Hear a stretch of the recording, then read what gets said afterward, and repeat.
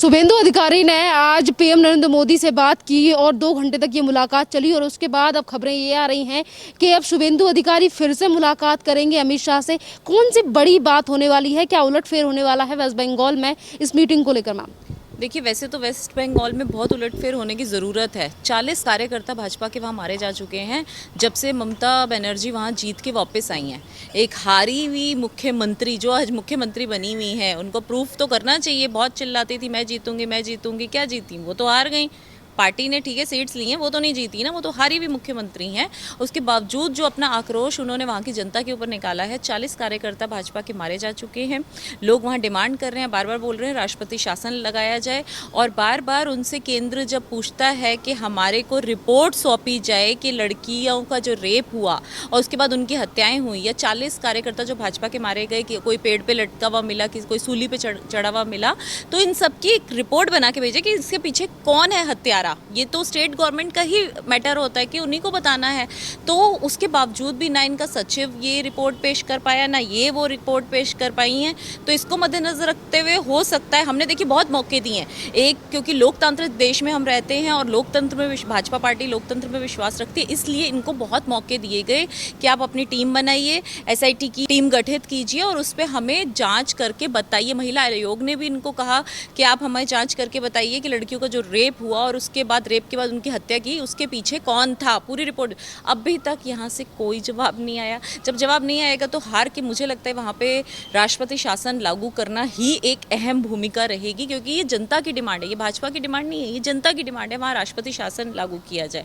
फिर मुझे बहुत हैरानी होती है जब ममता दीदी, PM मोदी जब वहाँ साइक्लोन आता है उस पर 1000 करोड़ का फंड एलोकेट करते हैं, 500 करोड़ या 1000 के बीच जो भी उन्होंने अमाउंट एलोकेट किया है, बाकी राज्यों को भी किया, और कोई पक्षपात बिना पक्षपात के बिना पक्षपात के यहाँ इनको ममता बनर्जी को वेस्ट बंगाल के भी राहत पैकेज दिया गया है। उसके बावजूद जब PM आते हैं और समीक्षा बैठक होती है, बुलाया जाता है, आमंत्रित किया जाता है वहाँ के मुख्यमंत्री को, तो वो नहीं आती। PM से मिलने का टाइम नहीं, क्योंकि बहुत बिजी थे साइक्लोन में, लेकिन राकेश टिकैत को स्पेशली बुलाती हैं और आज राकेश टिकैत के साथ बैठ के मीटिंग करती हैं, घंटों की मीटिंग करती हैं। तो ये एक ऐसी सियासत है जिससे पता लगता है कि ना तो उनको PM पद का कोई जिसे कहते हैं वैल्यू है, ना उनको कोई कद्र है, ना वो चाहती हैं। मतलब उनके लिए तो वो एक तरह से PM को ये दिखाती हैं जैसे कि PM को इंतज़ार करना पड़े CM का, लेकिन CM PM का इंतज़ार नहीं कर सकता। तो ये एक बहुत ही गंदी राजनीति जो ममता दीदी कर रही हैं, वो लोगों के लिए एक मिसाल ना बने, मुझे लगता है इसलिए जनता परेशान है और वो चाहती है कि ऐसी मुख्यमंत्री को जल्द से जल्द हटा देना, ऐसी हारी हुई मुख्यमंत्री को बहुत जल्द से जल्द हटा देना चाहिए। ममता बनर्जी को लेकर और वेस्ट बंगाल में राष्ट्रपति शासन लगाने को लेकर अभी तक जनता मांग कर रही थी, पर ये भी खबरें उठ रही थी कि आखिरकार अमित शाह या फिर देश के प्रधानमंत्री नरेंद्र मोदी इन सारी चीजों को लेकर कुछ क्यों नहीं कर रहे हैं। पर ये जो बैठक आज शुभेंदु अधिकारी बार बार पे जो बैठकें हो रही हैं, इसको लेकर अब लोगों को लग रहा है कि अब शायद कोई एक्शन ले सकती है बड़ा केंद्र सरकार। नहीं, केंद्र सरकार पहले भी एक्शन लेना चाह रही थी, लेकिन देखिए क्योंकि हम लोकतंत्र पे विश्वास रखते हैं, मोदी जी, अमित शाह जी, ये लोग लोकतांत्रिक हिसाब से चलने वाले लोग हैं। ये ऐसे एक तानाशाह नहीं है जैसे कि ममता बनर्जी हैं कि जब आया किसी को भी उठवा लिया, जब आया किसी को भी मरवा दिया, जब आया किसी को सूली पे टांग दिया, जब आया तो किसी का रेप करवा दिया। ऐसा नहीं है। ये एक बहुत बड़ी राष्ट्रीय पार्टी है जिसका एक रुतबा है, जहाँ के लोगों को जवाबदेही देनी पड़ती है। हम अगर भाजपा का कार्यकर्ता कोई गलत काम करता है, कोई भी XYZ, वो कोई भी हो, उसको जवाबदेही बनती है। मोदी जी के प्रति, गृह मंत्री जी के प्रति उसको जवाबदेही बनती है। इसलिए कोई भी ऐसा गलत काम करने से पहले 100 बार सोचता है कि हम जिस पार्टी में, हम उस पार्टी का नाम खराब नहीं कर सकते। लेकिन बाकी पार्टियों में ये है, जाओ गालियां दो, किसी का रेप करो, किसी को मारो पीटो, कुछ भी करो, हमारे पीछे ममता दीदी का साथ है, किसी के पीछे हाथ है तो किसी के पीछे साथ है। तो आप समझ रही हैं ना जो मैं कहना चाह रही हूँ। तो ये वाली चीज़ें जो है, ये घिनौनी राजनीति होती है। जब हम बचपन में मूवीज़ देखते थे, उन मूवीज़ में दिखाया जाता था कोई भी पार्टी के कार्यकर्ता किसी लड़की का रेप करके उठा के लेके आ रहे हैं, गाड़ी में रेप हो रहा है, पीछे पता था मुख्यमंत्री का हाथ है, साथ है। तो इस वजह से ऐसी चीज़ें होती थी। लेकिन जब से भाजपा आई उसके बाद से ये ट्रेंड चेंज हो गया। आज हर किसी की जवाबदेही है, चाहे हमारी पार्टी का कोई कार्यकर्ता क्यों ना हो।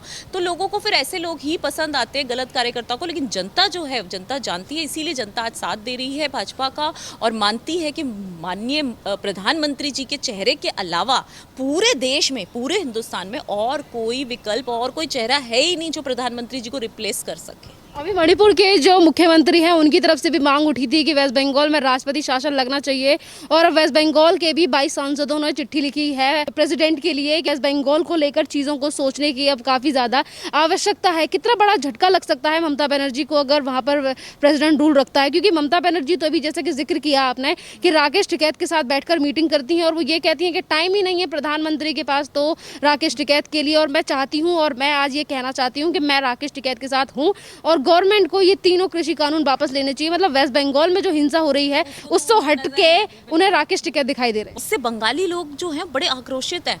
बंगाल की जनता समझ गई है कि कितनी गंदी राजनीति कर रही है ममता दीदी। ममता बनर्जी को आज सिर्फ और सिर्फ किसान नेताओं की इसलिए पड़ी है क्योंकि राकेश टिकैत जैसे और बहुत सारे राजनीतिक दल जो हैं वो उनके साथ इस कार्य में सम्मिलित हैं और इसी वजह से वो खुलेआम पीएम की बेइज्जती करती हैं, उनको बुलाने पर भी उनकी मीटिंग में नहीं जाती और उसके बाद उल्टा चोर कोतवाल को डांटे कहती हैं कि हम तो जा रहे थे, हमको रोका गया था। तो भाई इतना झूठ, उतना झूठ बोलो ना जो हजम हो सके। इतना झूठ के आपको दस्त लग जाएंगे इतना झूठ बोल बोल के। तो शर्म आनी चाहिए। जो ममता बनर्जी हैं उन्होंने बंगाल की राजनीति में एक औरत होकर एक ऐसी राजनीति करी है जो मेरे ख्याल से कोई पुरुष भी नहीं कर सकता। इतनी घिनौनी और घटिया, मतलब सोच ही उनकी जो है वो गुंडागर्दी वाली है। मैंने पहली और आखिरी कोई ऐसी महिला देखी है जिसकी सोच ही गुंडागर्दी से शुरू होती है और गुंडागर्दी पे ख़त्म होती है। और गुंडों को पूरा संरक्षण है, गुंडों को पूरा साथ मिला हुआ है ममता बनर्जी का कि वो कुछ भी कर सकते हैं बंगाल में, लेकिन उनको कोई जेल नहीं होगा, उनको कोई पूछेगा नहीं क्योंकि ममता दीदी उनके पीछे खड़ी हुई हैं। शुभेंदु अधिकारी ने भी आज जब उनसे पूछा गया वेस्ट बंगाल की हिंसा को लेकर तो उन्होंने कहा कि हमारे 40 से ज़्यादा कार्यकर्ता हैं जो वेस्ट बंगाल में जिन्हें मारा जा चुका है टीएमसी के गुंडों द्वारा, और इसको लेकर उन्होंने कहा कि ये मीटिंग है, ये बैठक इन्हीं सारी चीज़ों के लिए हो रही है। सवाल यहाँ पर यह भी है कि एक तरफ वेस्ट बंगाल में हिंसा रुकने का नाम नहीं ले रही और दूसरी तरफ मेन स्ट्रीम मीडिया में खबरें नहीं दिखाई जाती कि वेस्ट बंगाल का आखिरकार हालत क्या है। यही तो प्रॉब्लम है। जो मीडिया है, मेन स्ट्रीम मीडिया ऐसे बिकी हुई है, मुंह के अंदर उनके इतना नोट ठूसे हुए हैं ममता बनर्जी ने कि वो ये चीज़ें दिखाई नहीं रहे। 40 कार्यकर्ता कोई कम फिगर नहीं है और ये तो अभी आंकड़े बड़ी मुश्किल से इतने सामने आए हैं और हो सकता है और भी बहुत सारे कार्यकर्ता मारे जा चुके हों, लेकिन उसके ऊपर अभी तक कोई कार्रवाई क्यों नहीं हुई, उस पर अभी तक कोई बैठक क्यों नहीं हुई, उस पर दोषियों को अभी तक गिरफ्तार क्यों नहीं किया गया। 40 दिन हो गए, 40 दिन से ऊपर हो गए सरकार को बने हुए, क्यों नहीं दोषियों को गिरफ्तार किया जा रहा। तो ये फेलियर किसका है? वहाँ की मुख्यमंत्री, हारी हुई मुख्यमंत्री का फेलियर है। और एक औरत होने के नाते जिन लड़कियों का वहाँ रेप हुआ उनके प्रति तो उनकी सांत्वना या संवेदना तो होनी चाहिए। क्या मर गई है वो औरत होने के बावजूद? एक ये कहना, मतलब इनको तो गुस्सा चढ़ना चाहिए था, चाहे इनका कार्यकर्ता, इनकी पार्टी का टीएमसी का कार्यकर्ता क्यों ना होता, इनको चाहिए था उसी वक्त उसको अरेस्ट करवाते कि ये घिनौनी हरकत। मतलब आप क्या महिला विरोधी, इसका मतलब ममता बनर्जी आज महिलाओं के साथ नहीं है, महिला विरोधी महिला है वो। एक ऐसा उन्होंने मिसाल दे दी है कि लोगों को आज शर्म आ रही है, जिन्होंने उनको वोट दिया आज वो पछता रहे हैं और कह रहे हैं कि केंद्र से दुहाई लगा रहे हैं, गृह मंत्रालय से दुहाई लगा रहे हैं, अमित शाह जी से दुहाई लगा रहे हैं कि प्लीज़ आप यहाँ पर राष्ट्रपति शासन लगाइए, हमारी जान खतरे में है, हमारी बेटियों की इज्जत खतरे में है। वेस्ट बंगाल में जिस तरीके से महिलाओं के साथ, लड़कियों के साथ टीएमसी के गुंडों द्वारा दुष्कर्म किया गया, अगर इसी को लेकर आवाज़ उठाई जाती है महिला आयोग की तरफ से, या फिर जो एसटी एससी थे और उन लोगों के घर को जलाया जाता, उन लोगों को भी घर छोड़ने के लिए मजबूर किया जाता है, इसको लेकर अगर एससी आयोग भी आवाज़ उठाता है तो महिलाओं को धमकी दी जा रही है जान से मारने की। और पुलिस से जब वहाँ से शिकायत की जाती है तो पुलिस भी वहाँ की महिलाओं की नहीं सुन रही है, ना ही महिला आयोग की सुन रही है। यही तो प्रॉब्लम है कि वहाँ खुलेआम ये कहा जा रहा है कि जो तुम्हारा परिवार का गया तो गया, अब जो तुम बचे हुए हो, तुम्हारे परिवार का कोई भी XYZ, चाहे बेटा हो, चाहे बेटी हो, चाहे कोई बहू बची हो,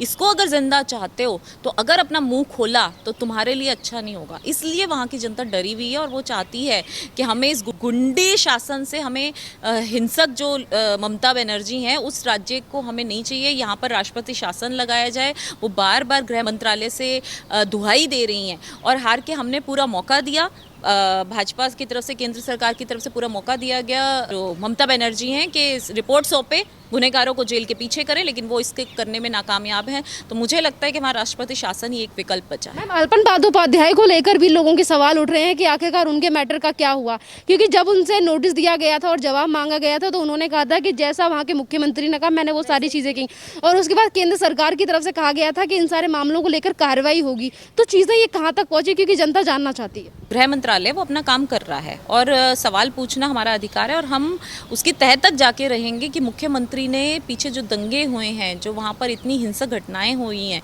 उनके पीछे सबको पता है कि ममता दीदी का ही हाथ है, उन्हीं के टीएमसी के गुंडों का ही हाथ है। लेकिन रिपोर्ट तो भेजनी पड़ेगी ना, किसी को तो दिखाना इनको पड़ेगा, वो मुख्यमंत्री हैं, कि किसने मारा, किसने क्या किया। ये थोड़ा ना उन गुनहगारों को जमीन खा गई, आसमान खा गया, कहाँ गायब कहाँ हो गए वो लोग। तो ये जो रिपोर्ट है, जब तक ये नहीं सौंपेंगी हम इनको चैन से जीने नहीं देंगे, हम इनको चैन से बैठने नहीं देंगे, क्योंकि मासूम लोगों की जान गई है। उन मासूम लोगों के खून का हिसाब तो इनको देना पड़ेगा। धन्यवाद मैम।